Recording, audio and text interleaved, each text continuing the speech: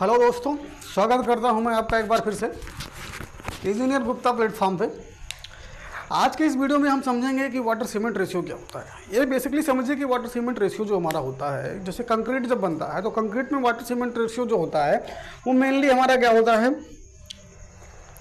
ये उसके स्ट्रेंथ पे और उसमें होने वाले प्रॉब्लम पे डायरेक्टली डिपेंड करता है। मतलब वाटर सीमेंट रेशियो को अगर हम सही से नहीं, प्रॉपर से मैनेज नहीं कर पाएंगे तो हमारे कंक्रीट में बहुत सारे दिक्कत, बहुत सारे डिफेक्ट देखने को मिलेंगे, जो कि बाद में हमको चल के बहुत प्रॉब्लम होगी।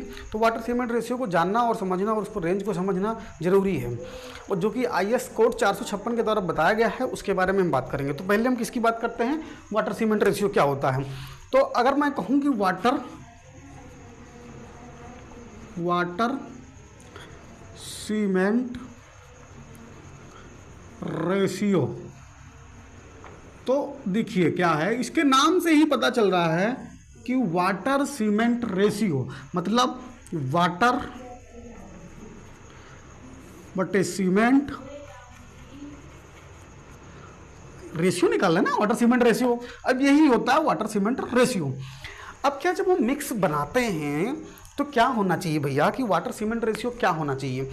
तो जैसा कि हम देखें तो कोड जो हमारा होता है कंक्रीट डिजाइन के लिए, वो हमारा कोड होता है IS 456। ये कोड होता है जिसके अकॉर्डिंग हम लोग कंक्रीट को डिज़ाइन करते हैं।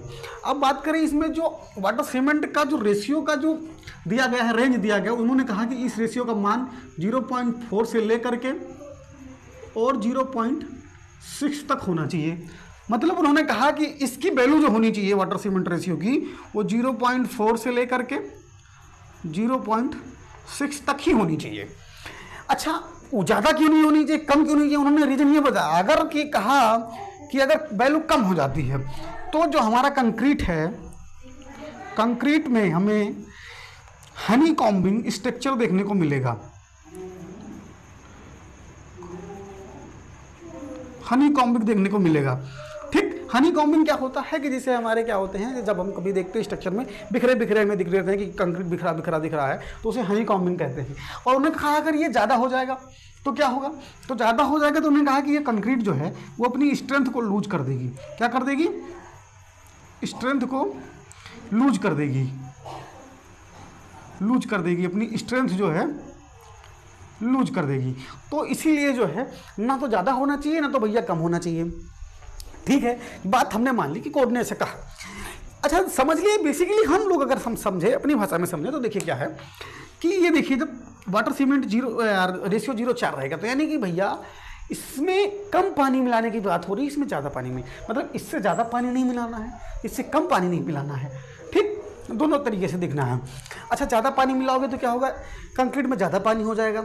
अब जैसे मान लीजिए कोई वैल्यूम है हमारा, ये ऐसे करके वैल्यूम था, अब इसमें हमने पानी भी ज़्यादा डाल दिया एग्रीगेट, तो ये मान लीजिए यहाँ भर गया, यहाँ तक भर गया। अभी पानी क्या है, पानी एवापोरेट हो जाएगा, बाहर निकल जाएगा।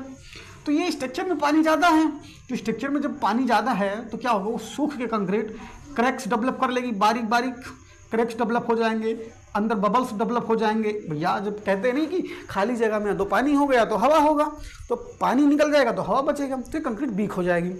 लेकिन अगर देखें जब कम कर देंगे तो क्या होगा, वर्कबिलिटी जो है हमें नहीं मिल पाएगी, वर्क एबिलिटी नहीं मिल पाएगी इस काम करने की। जैसे जब कंक्रीट को हम फैलाते हैं, कंक्रीट को जब फैलाने का काम करते हैं तो हमें दिक्कत होगी फैलाने में कंक्रीट को, तो इसीलिए 0.4 से कम नहीं करना चाहिए। इसमें क्या होगा, हनी कॉम्बिंग स्ट्रक्चर ऐसे ऐसे करके, ऐसे ऐसे करके, और यहाँ पे खाली फिर दिख रहा होगा, फिर यहाँ पे आपको दिख रहा होगा कंक्रीट, फिर ऐसे ऐसे खाली करके, फिर ऐसे ऐसे करके, ऐसे ऐसे करके, ये एग्रीगेट के और कंक्रीट के दाने हैं। देखिए बीच में गैप दिख गया आपको, ये गैप दिख जाएगा। इसी तरह से ऐसे फिर बनेगा कंक्रीट का, और फिर यहाँ कहीं पे आपको क्या होगा, गैप दिख जाएगा। तो ये हनी कॉम्बिंग स्ट्रक्चर हो जाएगा, मतलब बिखरे बिखरे से दिखेंगे हमारे कंक्रीट। आशा करता हूँ, उम्मीद करता हूँ आपको ये वाटर सीमेंट रेशियो का जो रेंज है अच्छे से समझ में आया होगा। अगली वीडियो में हम बात करेंगे कि जो हमारा वाटर सीमेंट रेशियो से वर्केबिलिटी कैसे कैसे प्रभावित होती है, इस चीज़ पे हम बात करेंगे। तो आज की वीडियो पर यहीं समाप्त करते हैं, मिलेंगे अगले वीडियो में। तब